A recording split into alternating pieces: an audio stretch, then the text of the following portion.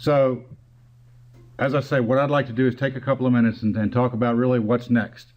Without going back and recounting all the history and recognizing that we've been through this process 3 times from a regulatory promulgation point of view or process. We started, as I was sitting here thinking, it's been exactly a year next week when we first proposed to the Administrative, Executive, and Legislative Review Committee the first proposal on the PMT. So without recounting that, I'm just going to sort of summarize the most recent round, which folks I think are most familiar with, where we submitted our proposal to AELR on the 10th of September.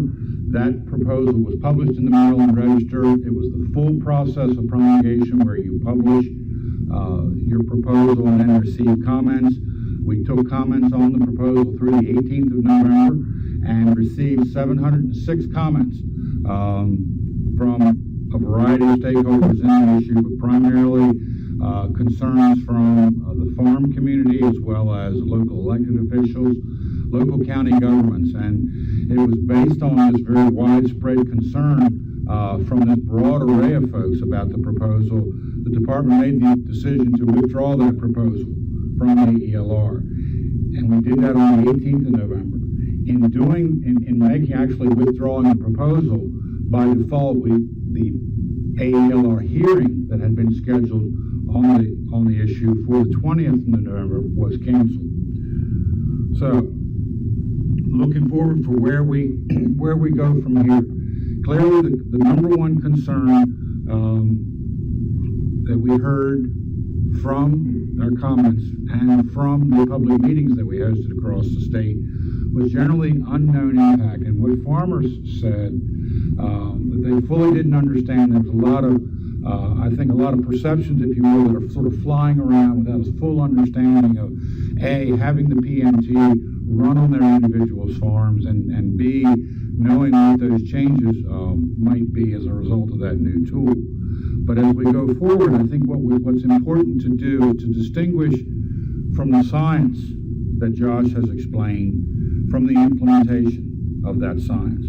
The department and the state in general always looks to the University of Maryland for those technical recommendations in that science, and then takes that science and makes policy with it. So we're confident that, or we recognize, A, that this science is going to continue to evolve. It's evolved over with research on phosphorus transport dynamics for the past 20 years, and it's going to continue to evolve.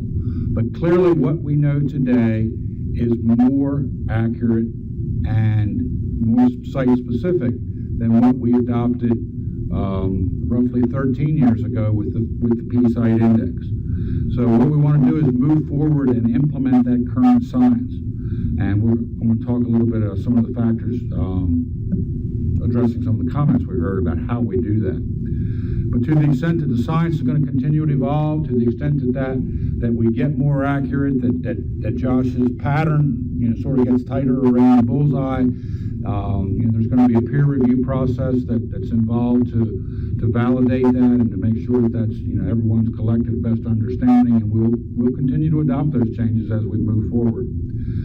The other thing that as we go forward we are committed to do is to better understand that economic impact, again, which was the number one concern that was raised in those 706 comments coming forward.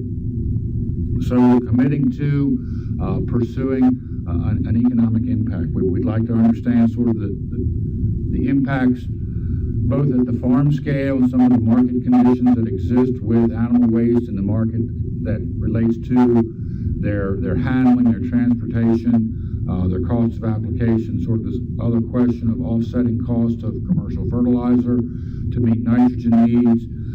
There are questions of regional impacts versus farm impacts, and then statewide impacts. So I think what my hope is that this analysis can reflect on all those various geographies and scale to have a better understanding of the proposal and what it will mean for Maryland agriculture. So as we look forward, I think what we're gonna try to do is better phase implementation of this new tool. I think, based on what we know now, it's important to make some commitments and begin that meter running, if you will, or to say it differently. While it may take a long time to change soil P, to the extent that we know certain things today about management and how management can make a difference in meeting environmental goals, we need to take steps to start down that path. The rate at which we, or when we start, and the rate at which we pursue those issues, I think is what's on the table, and that's what's going to be deliberated in the coming months. But generally, our interest is in reproposing a timeline in 2014 that would lay out the process and the means by which we would phase into adopting this latest science. The timeframes for the actual implementation, I think, will be determined.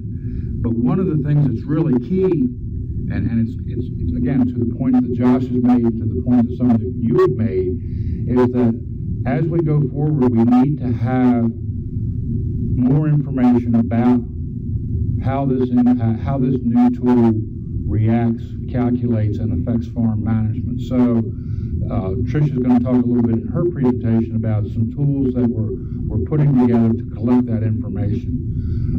What we're particularly interested in, I think, are two things. Understanding the individual ratings or scoring of the new PMT relative to the old P-site index. How is farm management going to change under this new phosphorus management tool?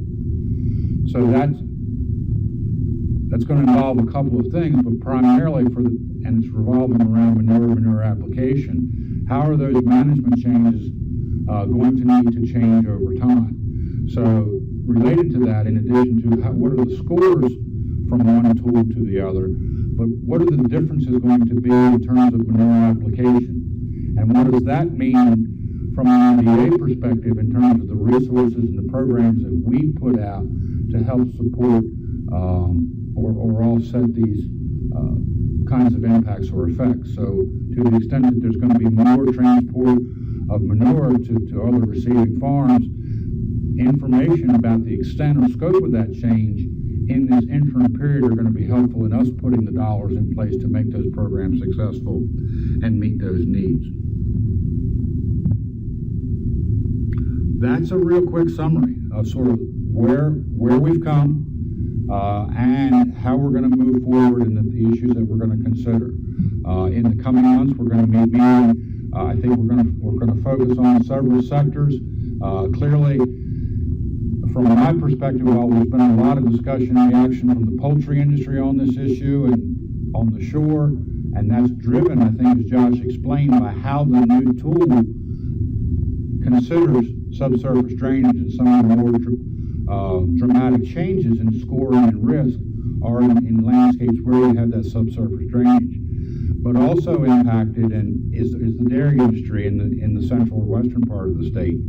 And because that's clearly a different material, if you will, in terms of consistency, nutrient concentration, ease of transport, or not, then how do we consider that sector of the industry and recognize their challenges and meet that in that transition? So there's going to be, I think, on the table this question of, as I say, of phasing or implementation. So from my perspective, there are many people who have long said these decisions should simply be based on soil FIV. That you take soil test phosphorus and you make your categorizations or your tiers or whatever based on soil test P. And in my mind, that undermines the whole concept and value of these risk analysis tools.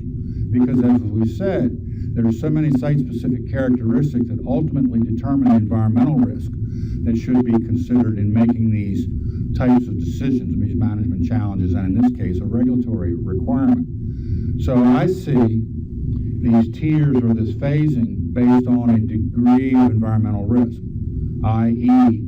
the PMT score. So the information or the ability to stratify the affected community into these high risk, medium risk, and low risk group will drive the implementation schedule. Those folks that are at the highest risk, I think it's appropriate that they start sooner. They may be some of the same folks who have the greatest amount of management change to make on their operation and need the longest time. So that's kind of the strategy or the thought process, at least I have in my head going into this conversation about building a strategy. So how do you build the tiers, and then how long do you provide in segments or planning cycles or implementation cycles to fully implement this new requirement? But before you get to that implementation stage, you've got, I think we're going to be in this information gathering stage, this interim period where we're going to be collecting information from folks writing plans to best inform the implementation strategy. So this information collection phase, a point at which we can develop these tiers or stratification, and then a second interim period before we start implementation where we'll be communicating those tiers and schedules to the community so that they then know where they fit in terms of the scheduling and can, again, start to plan, make adjustments in their operations. So it's going to be information gathering, tier setting, if you will, or stratification, communication, and then beginning an implementation schedule.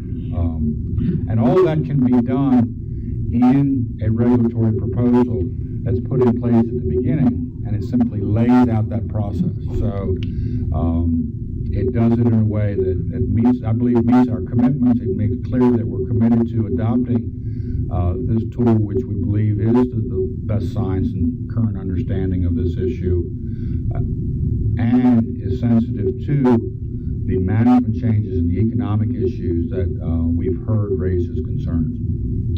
So that's our approach going forward. If you want to bring the lights up, I'll try to entertain any questions folks might have.